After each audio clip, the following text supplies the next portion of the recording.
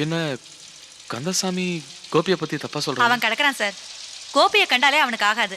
அதனால தான் இப்படி எல்லாம் பேசிட்டு போறான் சார். கோபி பொண்ணுங்களை பிராணிங்களை போல பாக்குறது இல்ல, மனுஷியா நினைச்சு பழகிறவன். எங்க கஷ்ட நஷ்டத்தை நாங்க அவன்கிட்ட சொல்லுவோம், அவனும் எங்களுக்கு உதவி பண்ணுவான். நாங்களும் அவன்கிட்ட எந்த விகல்பமும் இல்லாம தான் பழகுவோம். அவ்வளவுதான் சார், வேற ஒண்ணும் இல்ல. ஏன் சார், கோபி தப்பானவனா இருந்தா அவன் ஆசைப்படுற பொண்ணை பத்தி எங்க கிட்ட சொல்லி யோசனை கேட்பானா? இல்ல நாங்க தான் அவன்கிட்ட அதை பத்தி பேசுவோமா? சார், பொம்பளைங்கெல்லாம் கோபி கிட்ட பிரியமா இருக்கிறது உண்மைதான். ஆனா அதுல எந்தவித தப்பான நோக்கமும் இல்ல. ஒவ்வொன்றுக்கும் நாங்க கோபி கோபின்னு சொல்றது இங்க இருக்கிற நிறைய ஆம்பளைங்களுக்கு பிடிக்கிறது இல்ல சார். அவங்க வயிற்றுச்சல் பிடிச்சு போயிருக்காங்க, அதனால தான் அப்படி பேசுறாங்க. அவங்க புத்தியே வேற சார். ஆனா கோபி ஏதோ பொண்ணை அபார்ஷன் பண்றதுக்காக ஆஸ்பத்திரி கூட்டு வந்ததை என் பொண்டாட்டி கண்ணால பாத்துருக்காளே. ஓஹோ, நீங்க அதை சொல்றீங்களா? நாங்க எல்லாருமா சேர்ந்துதான் சார் அந்த பொண்ணை அவன் கூட அமுச்சு வச்சோம். என்ன சொல்றீங்க சார்? அந்த பொண்ணை ஒருத்தன் ஏமாத்திட்டான், வயிற்றுல குழந்தையும் கொடுத்துட்டான். அந்த பொண்ணும் தற்கொலை பண்ணிக்க போறேன்னு சொல்லி வந்து அழுதுட்டு நிக்கிறா. நாங்க தான் வேண்டாம், இந்த பாவத்தை போய் அழிச்சிட்டு வந்துருன்னு சொல்லி கோபி கூட அமுச்சு வச்சோம். அவனும் ஒரு அண்ணன் ஸ்தானத்துல இருந்துதான் இந்த உதவியெல்லாம் செஞ்சான். இது மட்டும் இல்ல சார், இன்னும் 2-3 பொண்ணுங்க எவங்கிட்டயோ போய் ஏமாத்திட்டு வந்து இவன் காலில் வந்து விழுந்தாங்க. இவனும் தயங்காம அவங்களுக்கு உதவி செஞ்சான்.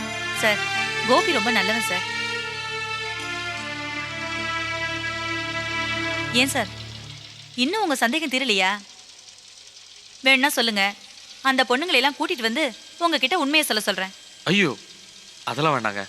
நீங்க சொன்னதே போதும், எனக்கு இப்ப நம்பிக்கை வந்துச்சு. சார், பொம்பளைங்களோட கஷ்ட நஷ்டம் தெரிஞ்சவன் கோபி. இந்த கந்தசாமி மாதிரி ஆளுங்க இருக்காங்க பாருங்க, பொம்பளைங்கனாலே வேற மாதிரி அர்த்தத்தை சொல்றவனுங்க. அவன் பேசுறதெல்லாம் உடப்புல தூக்கி போடுங்க சார்.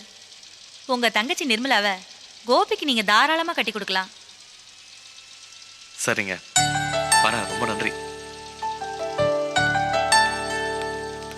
ஏய் கோபி, நான் மயிலாப்பூர் போகணும், என்ன உன் பைக்ல டிராப் பண்றியா?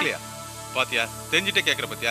என் பைக்ல வரப்போற என் ஒய்ஃபை தவிர யாரையுமே ஏத்துறது இல்லைன்னு கொள்கையோட இருக்கேன்.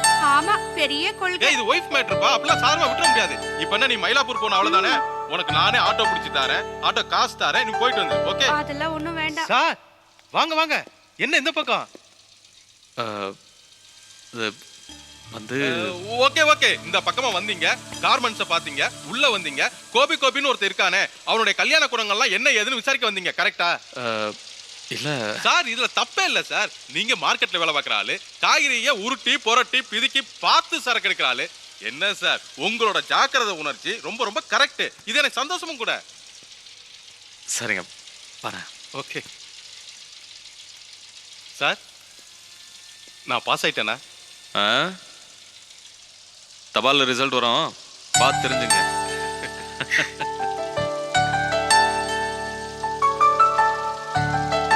ரொம்ப தேங்க்ஸ்க்கா. எதுக்கு கோபி தேங்க்ஸ்? நீங்க தானே முத அந்த பொண்ணுக்காக அவங்க அண்ணன்கிட்ட போய் நேரடியா பேசினா எல்லாம் நல்லபடியா முடியும்னு சொன்னீங்க. கரெக்டா பேசினேன். ஏதோ ஒரு விதத்துல என்னை பிடிச்சு போய் தான் என்னை பத்தி விசாரிக்கிறதுக்காக இங்க வந்திருக்காங்க. அதுக்கு தான் இந்த தேங்க்ஸ். உன் தேங்க்ஸ் எல்லாம் இருக்கட்டும், முதல்ல எங்களுக்கெல்லாம் உன் கல்யாண பார்ட்டியை கொடு. என்னக்கா செலவைட்டமாக கேக்குறீங்க?